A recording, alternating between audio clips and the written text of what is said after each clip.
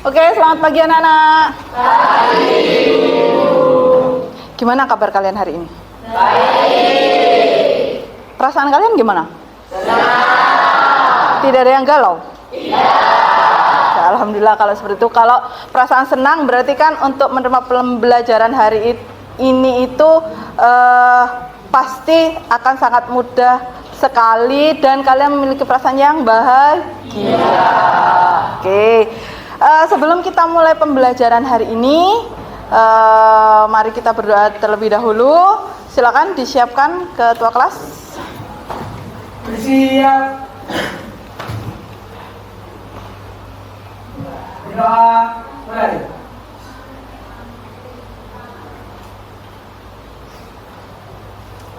Selesai.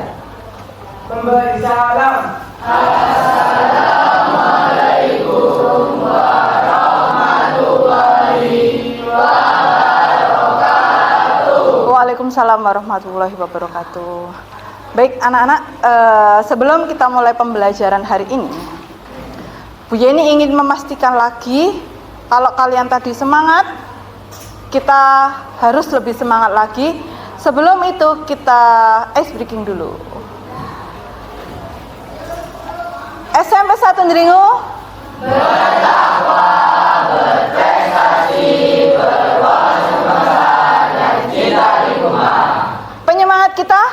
No malas, no manja, no kekerasan, semangat iya, keren iya, selalu bahagia. Generasi SMP 1 Ndringu harus Ketat, cerdas, tangguh, berkarakter. Oke, tepuk tangan untuk kita semua. Oke, sudah semangat, perasaannya bahagia, berarti siap untuk memulai pembelajaran hari ini? Siap. Udah semangat, udah siap mau mulai pembelajaran. Terus, apakah buku kalian sudah ada semua di meja masing-masing? Sudah, buku paket ada, buku tulis ada? Oke, berarti kita sangat siap sekali untuk mengikuti pembelajaran hari ini. Oh iya, kok sepertinya ada yang kurang ya? Apakah ada yang tidak masuk? Oh iya, siapa yang tidak masuk hari ini? Dua anak ya, kenapa teman-teman kalian?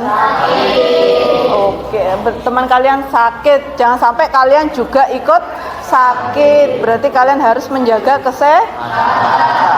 Baik, kan udah semangat, sudah siap, buku sudah ada, kita lanjut memulai pembelajaran hari ini. Hari ini kita akan belajar tentang hak dan kewajiban sebagai warga negara. Hak dan kewajiban sebagai warga negara.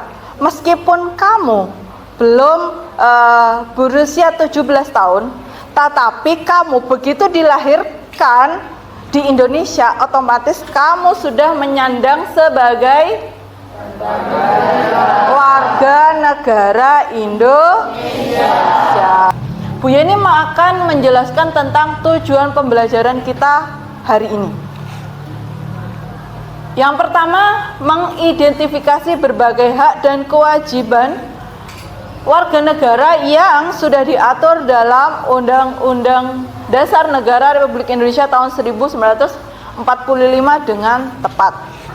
Yang kedua, nanti menganalisis studi kasus pelanggaran hak atau pengingkaran kewajiban warga negara yang terjadi di masyarakat. Yang ketiga, nanti kalian akan menyusun alternatif solusi atau tindakan nyata untuk mengatasi pelanggaran hak atau pengingkaran kewajiban warga negara di lingkungan sekitar. Berarti ini mencari solusinya dari studi kasus di nomor 2. Yang keempat, nanti kamu akan menjelaskan pentingnya keseimbangan antara hak dan kewajiban dalam kehidupan berbangsa dan bernegara. Sebentar lagi kan Bu Yeni akan memberikan kamu masalah atau studi kasus yang nanti kamu pecahkan.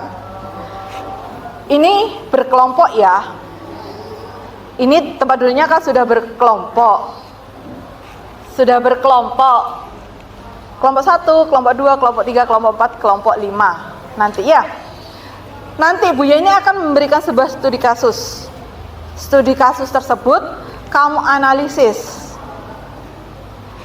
Kamu analisis ini studi kasusnya ini seperti apa, kemudian hak siapa yang terampas, kewajiban apa yang tidak terpenuhi, seperti itu ya.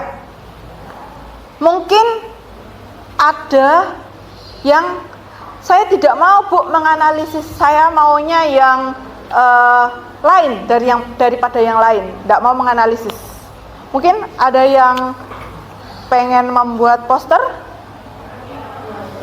ya. Jadi nanti ada dua, ada yang menganalisis, ada yang membuat poster.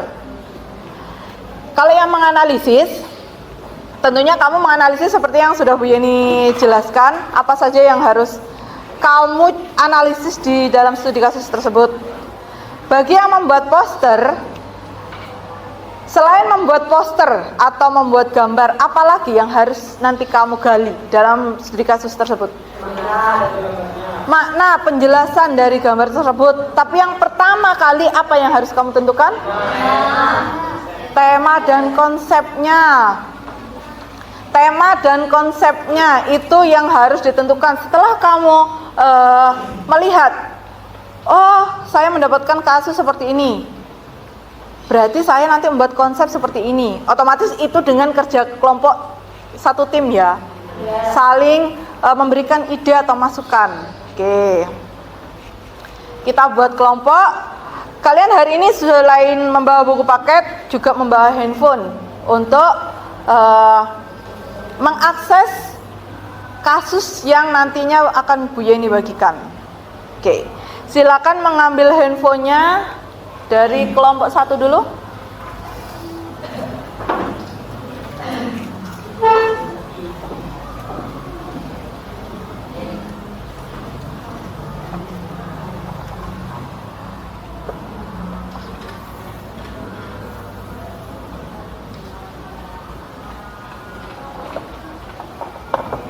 Ya, pelan-pelan.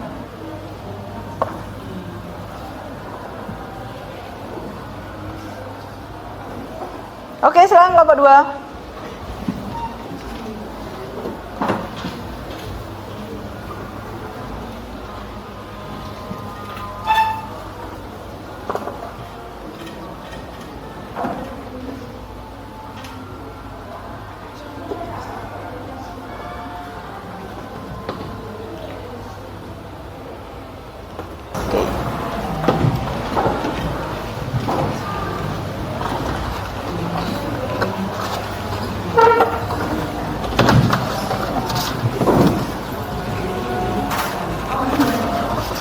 Sudah? Oke, ini kelompok 1 ya. Kelompok 1. Kelompok 2. Oke, sama-sama. Kelompok 3. Ya, sama-sama. Kelompok 4. Ya, sama-sama. Kelompok 5. Ya, sama-sama. Oke, handphone kan sudah terpegang semua. Sekarang Bu Yeni akan membagikan QR code yang mana di sini di dalamnya ada masalah atau kasus yang harus kamu pecahkan, harus kamu analisis. Di dalamnya itu ada apa saja kira-kira ya.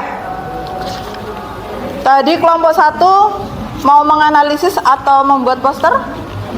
Menganalisis. Kelompok 1 ini. Ya, sama-sama.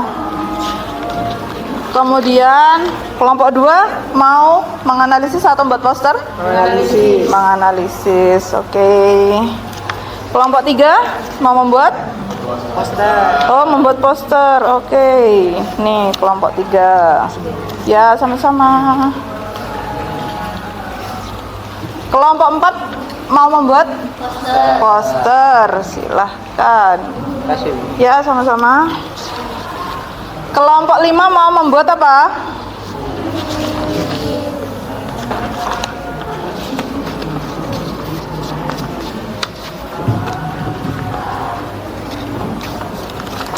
Analisis ya? Ya, sama-sama. Oke. Oke, sudah diterima semua.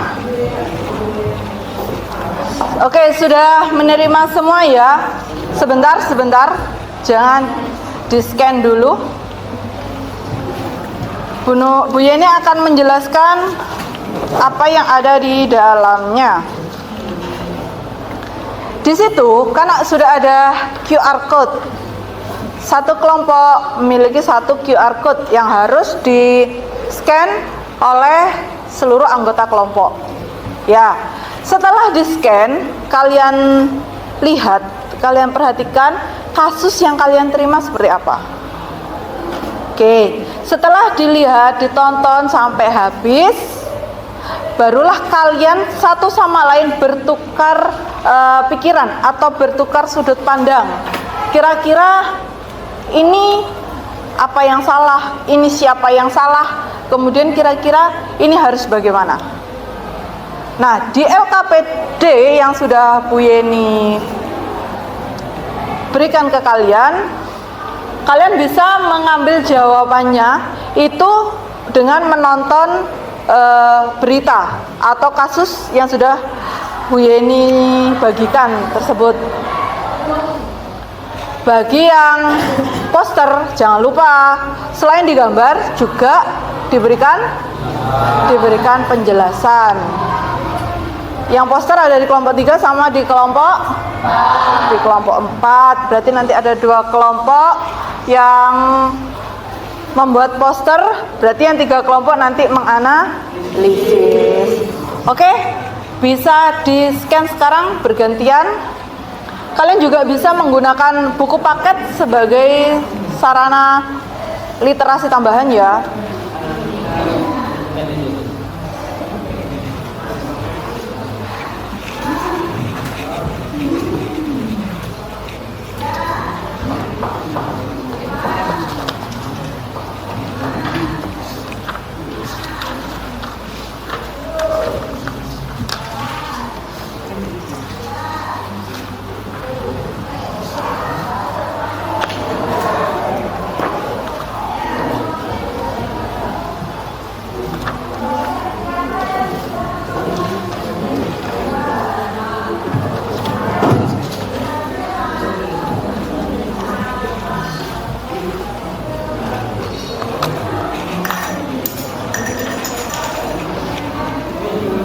Iya, silakan. Kenapa?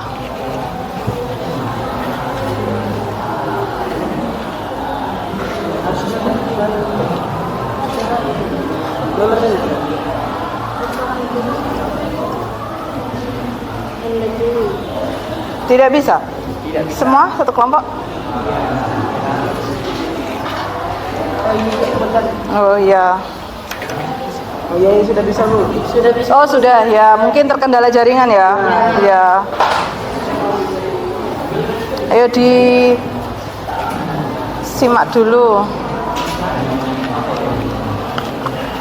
videonya.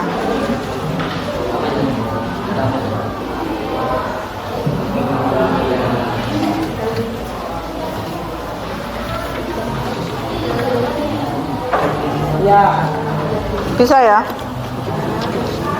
bisa Bu.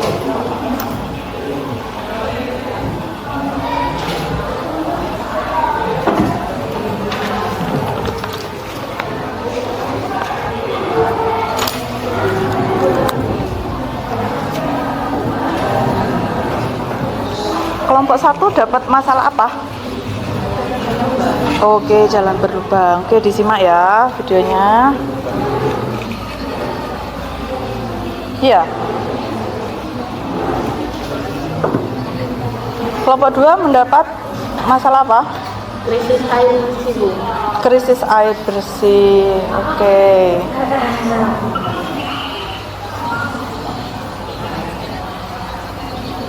Kelompok 3 ya? Mendapat apa? Kasus apa? Pencemaran asap pabrik. Pencemaran asap pabrik. Oh, kalian membuat poster ya? Ya. Ditonton dulu videonya sampai habis. Setelah itu membuat konsep yang akan digunakan. Kelompok 4 dapat kasus apa? Krisis air bersih. Krisis air bersih. Membuat poster ya? Ya. Silakan ditonton terlebih dahulu.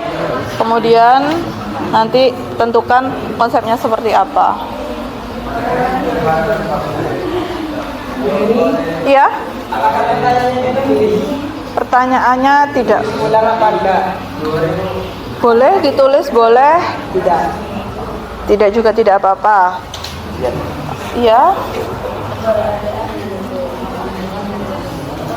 Itu masih terkendala jaringan ya.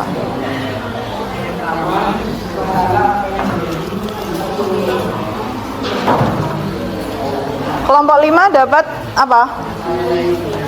Ya, analisis apa? Menganalisis apa? Masalahnya? Oh, limbah sap.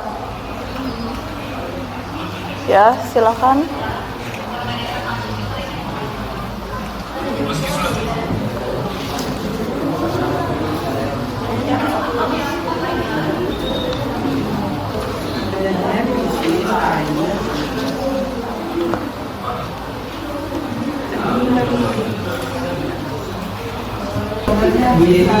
Ini tulisnya apa aja? Nama sama kelompok berapa dulu? Iya.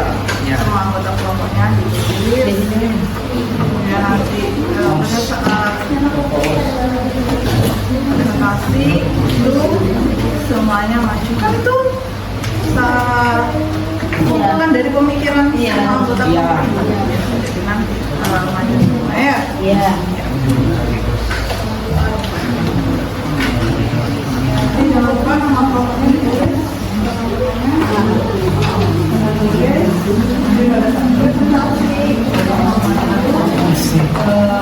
Karena kan hasil analisis itu hasil pemikiran dari bisa maju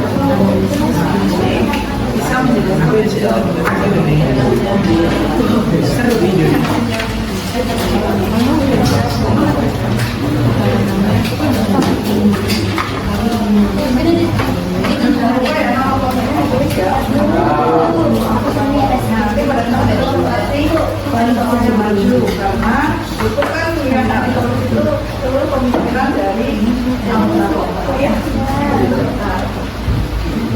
Dari analisis ini poster punya menggambar satu, tapi kan konsepnya dibikin sama-sama. Jadi nanti tetap bisa lanjut semua.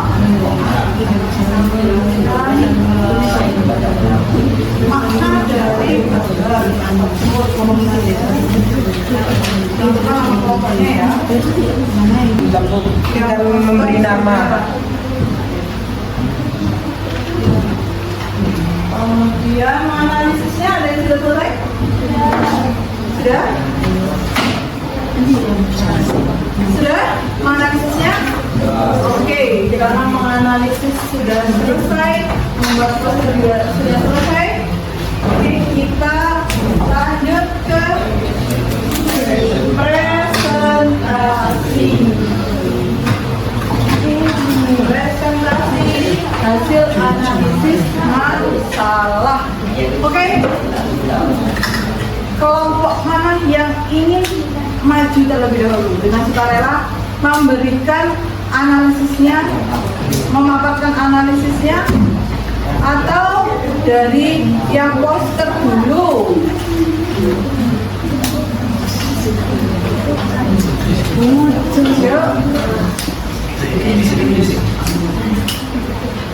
Oke, dari kelompok berapa? Kelompok 2. Kelompok 2. Oke, silakan kelompok 2 maju memberikan, memaparkan hasil analisis dari video yang ditonton. Untuk kelompok yang lain, jadi perhatikan.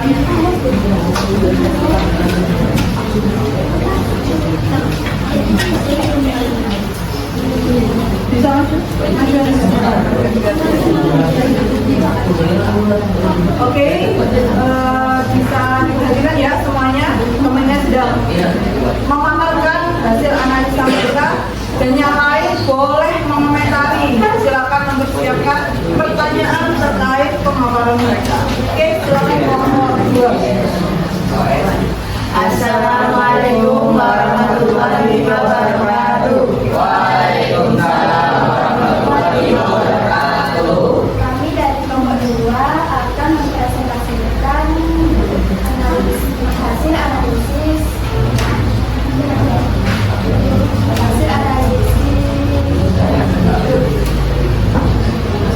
kelompok kami. Pertama-tama kami ingin memperkenalkan diri. Perkenalkan, nama saya Fitri. Nama saya Abdul Andrisa. Nama saya Kori Fadil Terjadilah. Nama saya Abdul. Nama saya Riki Rahmat Hidayat. Jadi di sini kita berenam akan mempresentasikan yang tadi sudah diberikan oleh Bu Yeni. Yang pertama, saya bacakan ya soalnya. Masalah apa yang terjadi di sini? Oke. Masalah yang terjadinya krisis air bersih, yaitu kekurangan pasokan air yang layak konsumsi.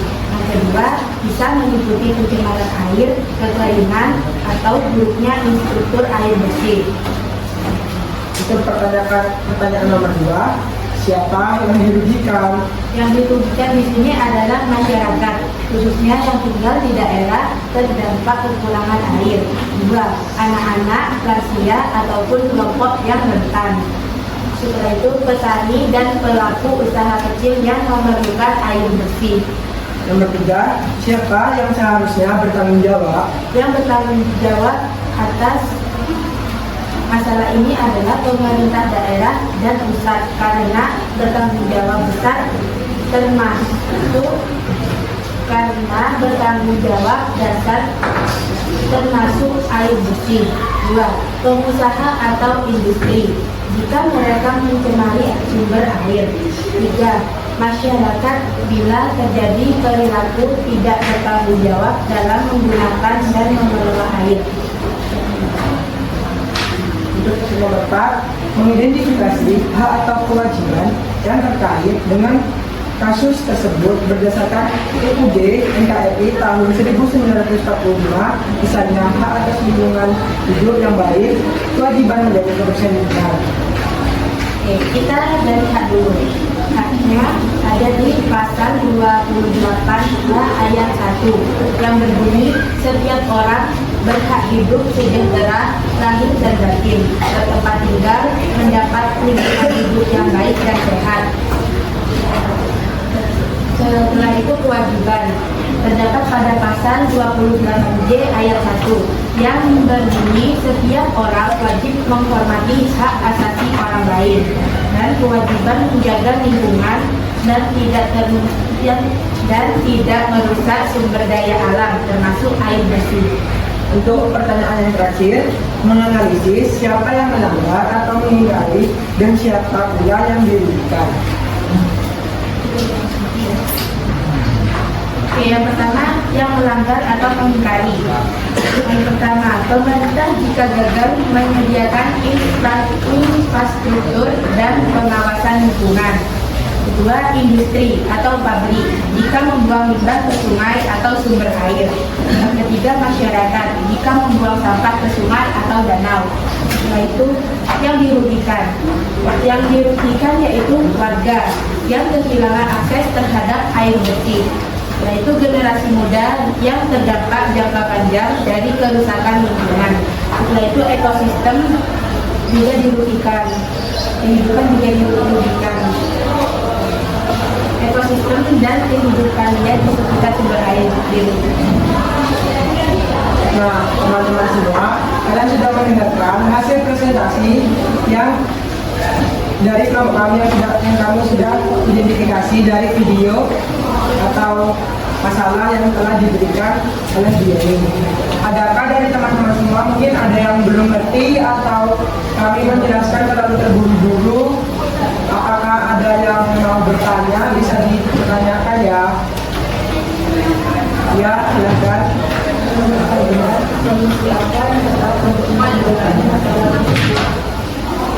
Menjawab, menurut kami solusi yang tepat adalah pembangunan dan perbaikan infrastruktur seperti pembangunan sumur bor ataupun tempat pembuangan. Kedua, mengadakan kampanye terkait hemat air bersih untuk mengurangi konsumsi yang berlebihan. Tiga, pemanfaatan teknologi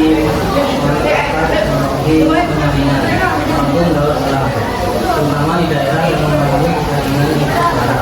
Keempat, pelestarian dan penghijauan lingkungan, terutama pada daerah hutan, karena hutan salah satu yang berperan penting dalam siklus air bersih.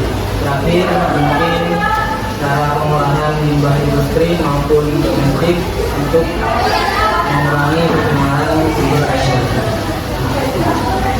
Nah, untuk yang bertanya apakah sudah mengerti atau masih harus dijelaskan ulang?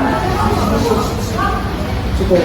Nah, untuk teman-teman semuanya yang mungkin masih belum paham atau masih pengen tanya atau punya pengetahuan lebih banyak bisa ditanyakan ya. Silakan.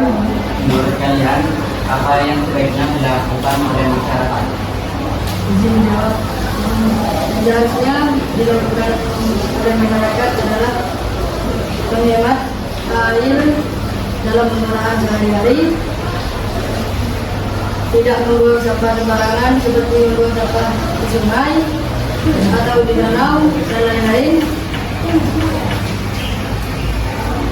Ketiga, menanam pohon atau reforestasi. Empat, melakukan gotong royong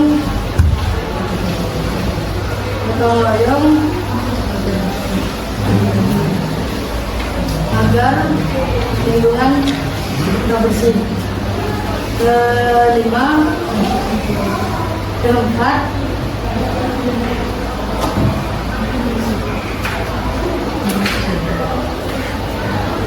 mungkin itu saja yang saya bisa sampaikan. Terima kasih. Nah, apakah masih ada yang ingin bertanya atau bagaimana? Mungkin ada yang ingin memberikan tanggapan. Ya, benar menanggapi. Silakan. Silakan.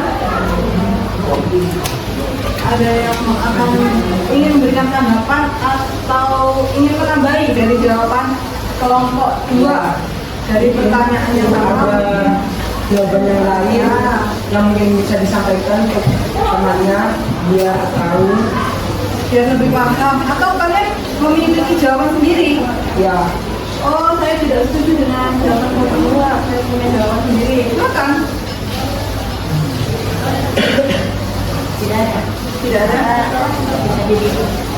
oke, sekian dari kelompok kami. Mohon maaf ya jika ada salah kata atau kurang jawaban yang kurang. Wassalamualaikum warahmatullahi wabarakatuh. Waalaikumsalam warahmatullahi wabarakatuh. Oke, beri aplaus kepada kelompok. Oke.